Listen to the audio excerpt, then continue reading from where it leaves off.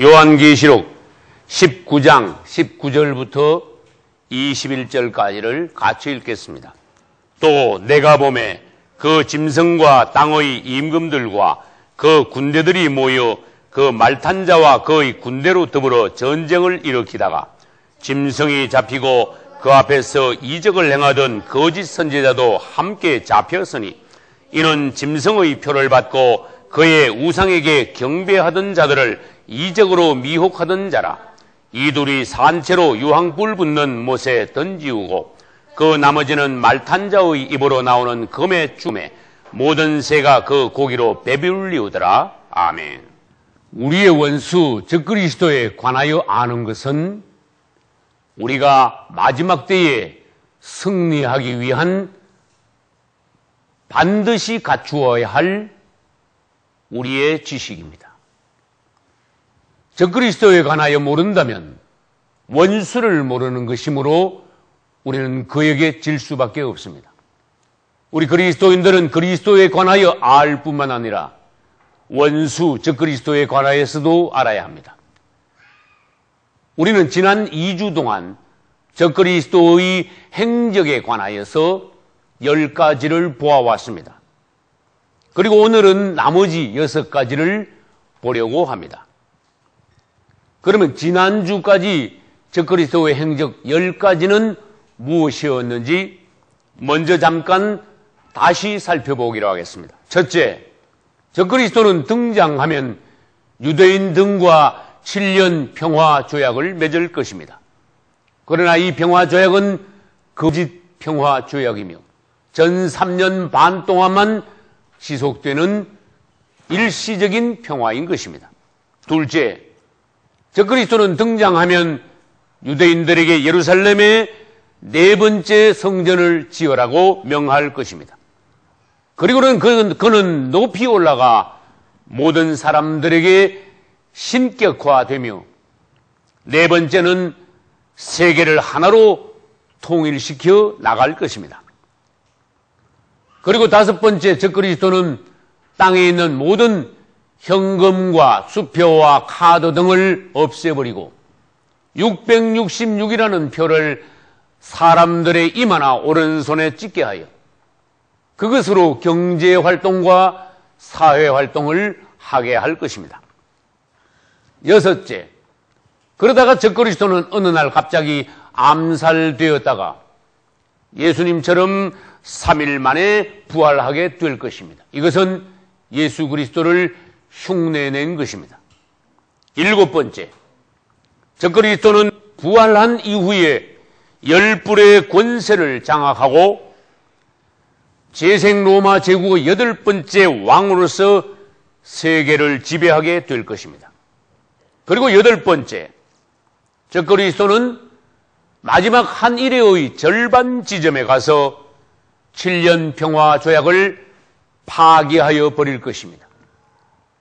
그리고는 9번째는 유대인들이 예루살렘 성전에서 제사 드리던 것을 금지시킬 것입니다. 그 대신 10번째, 예루살렘 성전에 자신의 말하는 우상을 세워놓고 유대인들에게 강제로 경배하게 할 것입니다. 이제 11번째부터 적그리스도의 행적에 관하여 살펴보기로 하겠습니다. 11번째, 적그리스도가 성전 제사를 금지시키고 대신에 예루살렘 성전에 자신의 우상을 세워 놓음으로써 유대인들은 절대 이것을 반대하여 적그리스도와 유대인들 간에는 전쟁이 일어나게 됩니다. 그러나 불행하게도 유대인들은 패하여 3분의 2가 죽게 되는데 이때의 일을 성경에서는 야곱의 환란이라고 합니다. 남은 유대인들 3분의 1은 하나님께서 예비하신 도피처로 도망가서 후 3년 반 1260일 동안 하나님의 양육하심을 받을 것입니다. 이 장면은 계시록 13장 7절에서 짐승이 성도들과 싸워 이기게 된다고 하셨고 구약성경 스가랴서 13장 8절로 9절에는 그때 3분의 2는 멸절하고 3분의 1은 남으리니 그 3분의 1을 은같이 연단하며 금같이 시험할 것이라 그들이 내 이름을 부르리라고 말씀하셨습니다. 그리고 계시록 12장 6절에서는 유대인들을 여자로 비유하여 그 여자가 광야로 도망하며 거기서 1260일 동안 저를 양육하기 위하여 하나님의 예비하신 곳이 있더라고 하셨습니다. 이것을 14절에 가서는 더 자세히 설명하시면서 유대인들은 한때, 두때, 반때, 즉 후 3년 반 1260일 동안 양육을 받게 된다고 다시 설명하신 것입니다. 이제 유대인들은 후 3년 반 동안에 도피처로 도망가서 가만히 생각해 보니 자기들은 이제까지 적그리스도에게 속았으며 2000년 전 자기의 조상들이 십자가에 못 박아 죽인 예수 그리스도 그분이 자신들의 메시아요 구주이심을 알고 철저히 회개하고 예수 그리스도를 영접하게 되는 것입니다. 할렐루야. 이제 도표를 보면서 설명을 잠깐 드리겠습니다. 이 마지막 한일의 동안 전 3년 반에서 성도들이 환난을 당하고 전 3년 반이 끝나기 직전에 성도들은 휴거를 하게 됩니다. 그리고 전 3년 반이 끝나고 후 3년 반이 시작되는 그 시점에서 적그리스도가 7년 조약을 깨고 우상을 세움으로써 전쟁하는 가운데 야곱이 환난을 당한 이후 남은 유대인 3분의 1이 도피처로 도망가는데 그것은 마지막 하늘의 중간 지점입니다. 이제 성도들은 휴거되고 유대인들은 모두 도피처로 도망가고 땅에 남은 사람들은 불신자들만 남습니다. 나쁘게 말하면 땅에는 인간 쓰레기들만 남게 된다는 것입니다. 그때에 이제 적그리스도는 어떻게 합니까? 12번째. 적그리스도가 끔찍한 무서운 짐승이 되어 수정정치를 하면서 땅에 있는 거의 모든 사람들을 죽이는데 이것이 후 3년 반의 대환란이 되는 것입니다.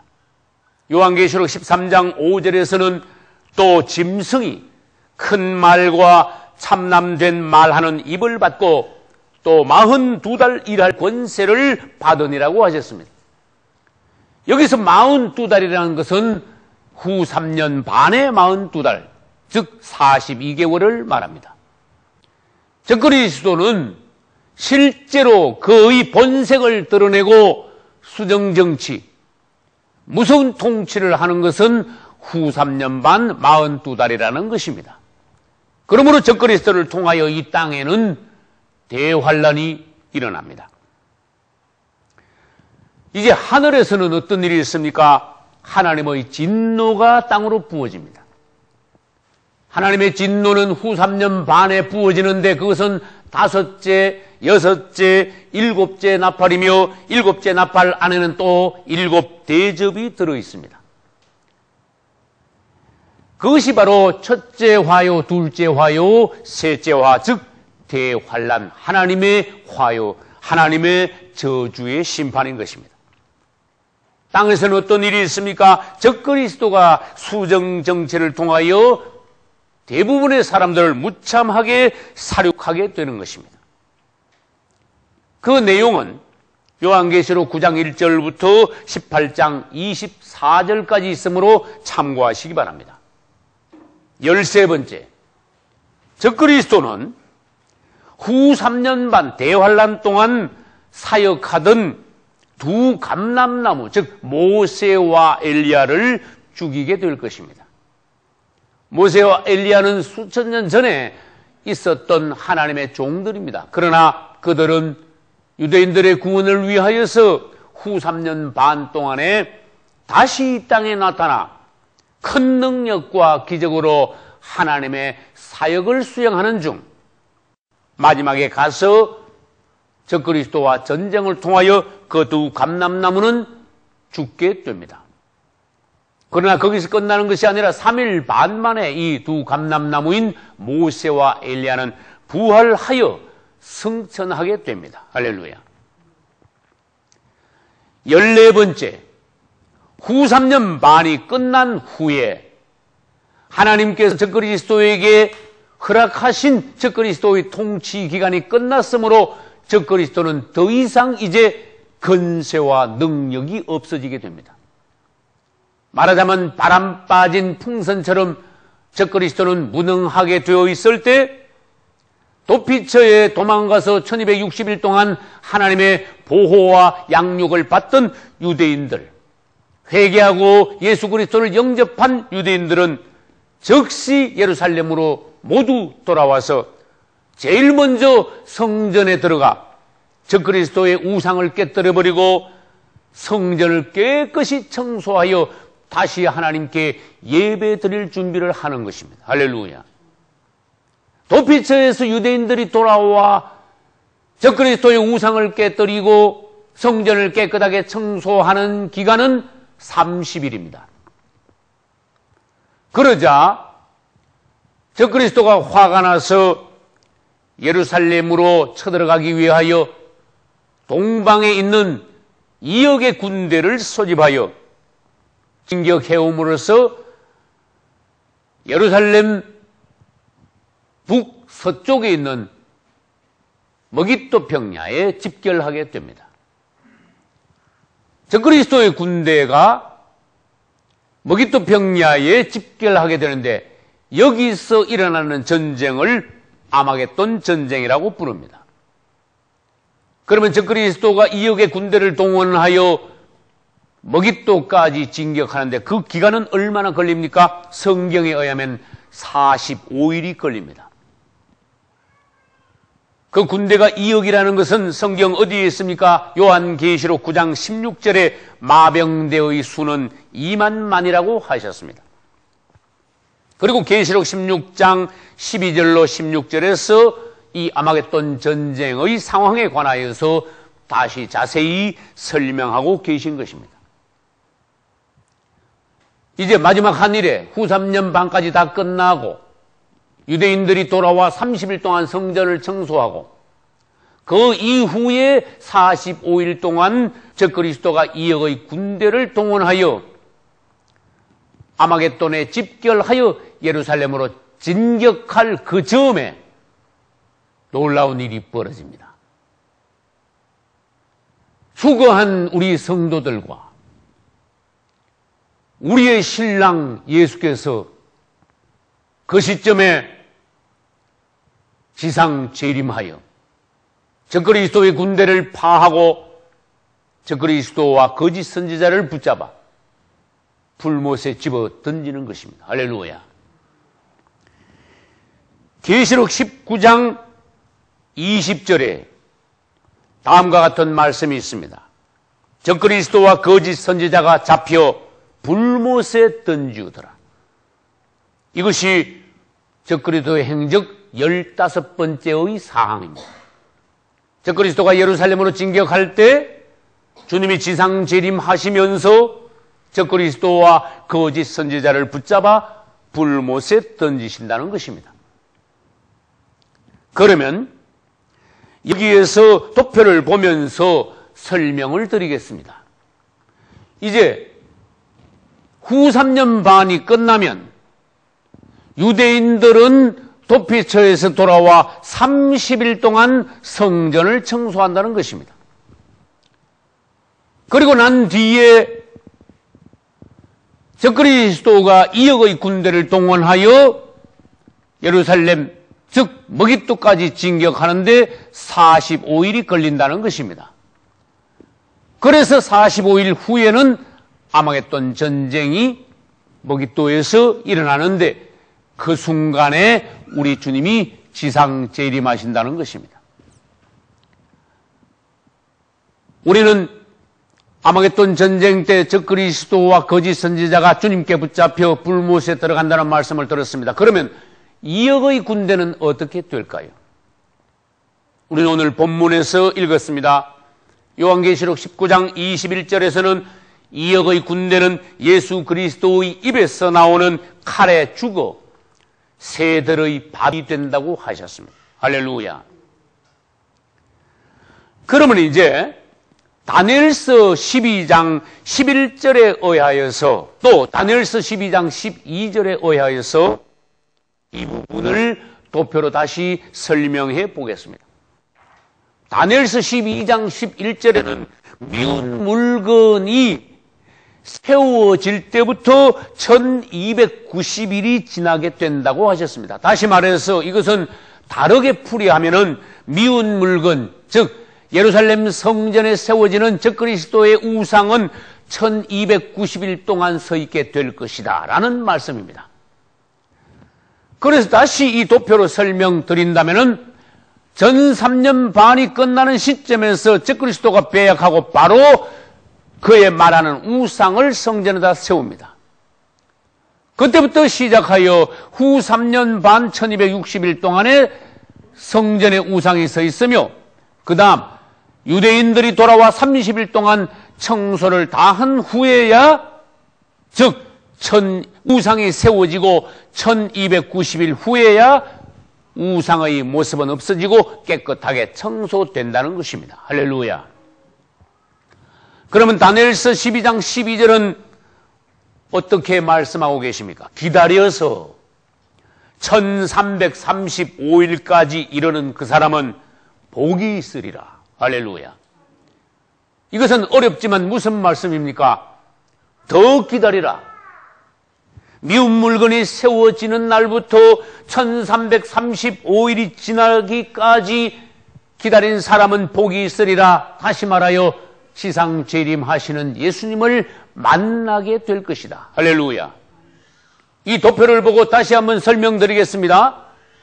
이제 적그리스도의 우상은 후 3년 반 동안 세워지며 그 다음에 30일 동안에 이 성전이 청소되므로 그동안은 1290일이 되며 그 다음 아마겟돈 전쟁 준비를 위하여 적그리스도의 이역의 군대가 45일 동안 준비하여 예루살렘에 진격해 오는데 이 기간들을 전부 다 합치면 1260일과 30일과 45일을 합치면은 1335일이 된다는 것입니다.